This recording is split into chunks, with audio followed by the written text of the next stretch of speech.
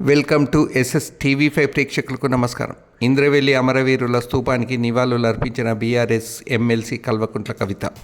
ప్రజల పక్షాన గొంతెత్తే వారిపై రేవంత్ రెడ్డి ప్రభుత్వం అక్రమ కేసులు పెడుతుందన్నారు. ఏసీబీ కేసులతో మా పార్టీ వర్కింగ్ ప్రెసిడెంట్ కేటీఆర్ అన్నపై రేవంత్ రెడ్డి సర్కార్ కక్షపూరిత వ్యవహరిస్తుందన్నారు. ఎలాంటి కేసులు పెట్టినా భయపడేది లేదన్నారు. ప్రజల హక్కుల కోసం మా పోరాటం కొనసాగుతూనే ఉంటుందన్నారు.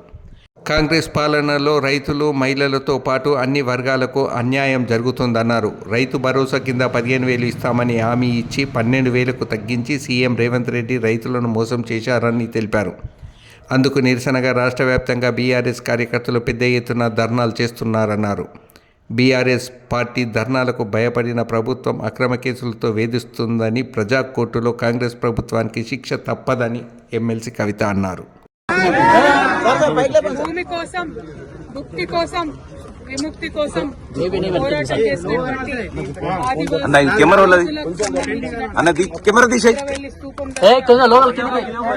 నిజంగా కూడా ఒక ఉత్తేజం కూడా వారు చేసినటువంటి త్యాగాన్ని ఒక పులకరింతలాగా ఉన్నది. మరి వారి త్యాగాలను గుర్తు చేసుకొని తెలంగాణ రాష్ట్రాన్ని అభివృద్ధి చేసుకుంటూ వచ్చినాం.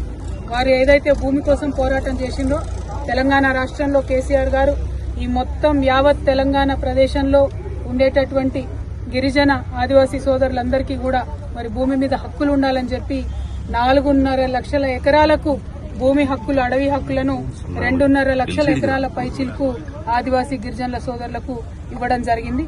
గత 10 ఏళ్లలో బీఆర్ఎస్ హయాంలో, కేసీఆర్ గారి హయాంలో మరి భుక్తి కోసం, భూమి కోసం పోరాటం చేసినటువంటి వీరులందరినీ కూడా గౌరవించుకోవడం జరిగింది. అటువంటి ఇంద్రవెల్లి స్తూపం దగ్గర ఇక్కడ ఉన్నామంటే నరనరాన కూడా మరి వారు చేసినటువంటి త్యాగం, వారు చేసినటువంటి పోరాటం మమ్మల్ని ఇంకా ఉత్తేజమిస్తుంది. మాకు ప్రజల పక్షాన, ఆదివాసీల పక్షాన, గిరిజనుల పక్షాన, మహిళల పక్షాన, దళితుల పక్షాన, బహుజనులందరి పక్షాన నిలబడి పోరాటం చేసేటటువంటి ఒక స్ఫూర్తిని బీఆర్ఎస్ ప్రతి సైనికుడు కూడా ఇవాళ ఇంద్రవెల్లి స్తూపం దగ్గర నుంచి తీసుకుంటా ఉన్నామని చాలా సగర్వంగా తెలియజేస్తా ఉన్నాం.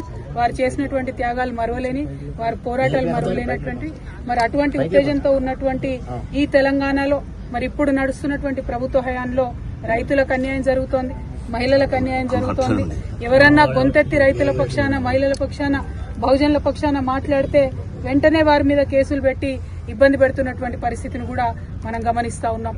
ఇవాళ మా వర్కింగ్ ప్రెసిడెంట్ గారు గౌరవనీయులు అన్న కేటీఆర్ అన్న గారి మీద కూడా మరి రకరకాల కేసులు పెట్టి ఏసీబీ పేరుతోని, ఇంకో దాని పేరుతోని వారు ఎట్లా కక్షపూరితమైన వ్యవహారం ఈ ప్రభుత్వం చేస్తుందో తెలంగాణ ప్రజలందరూ కూడా గమనిస్తా ఉన్నారు. మరి మీ ద్వారా, మీడియా మిత్రులందరి ద్వారా ఈ ఇంద్రవెల్లి స్తూపం దగ్గర నుంచి తెలంగాణ బిడ్డలందరూ కూడా తెలియజేస్తా ఉన్నాం. ఎట్లాంటి కేసులు పెట్టినా బీఆర్ఎస్ వాళ్ళం ఎవరం కూడా భయపడేది లేదు. ఖచ్చితంగా ప్రజల పక్షాన, ప్రజలకు రావాల్సిన హక్కుల కోసం మా వాణిని వినిపిస్తూనే ఉంటాం, మా పోరాటం కొనసాగిస్తూనే ఉంటాం. నిన్నటికి నిన్న ఈ ప్రభుత్వం మొదలు 15,000 ఇస్తాం కదా ఎకరానికి రైతు భరోసా అని చెప్పి దాన్ని తగ్గించి 12,000 ఇస్తామని చెప్తే ఇవాళ బీఆర్ఎస్ పార్టీ పిలిపించింది.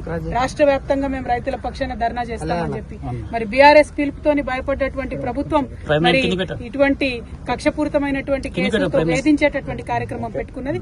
ఈ విషయాన్ని ప్రజలందరూ కూడా గమనిస్తా ఉన్నారు. ప్రజా కోర్టులో ఈ కాంగ్రెస్ ప్రభుత్వానికి శిక్ష తప్పదని కూడా ఇంద్రవెల్లి స్తూపం దగ్గర నుంచి మేము చాలా సగర్వంగా తెలియజేస్తా ఉన్నాం. Thank you. జై తెలంగాణ, జై తెలంగాణ.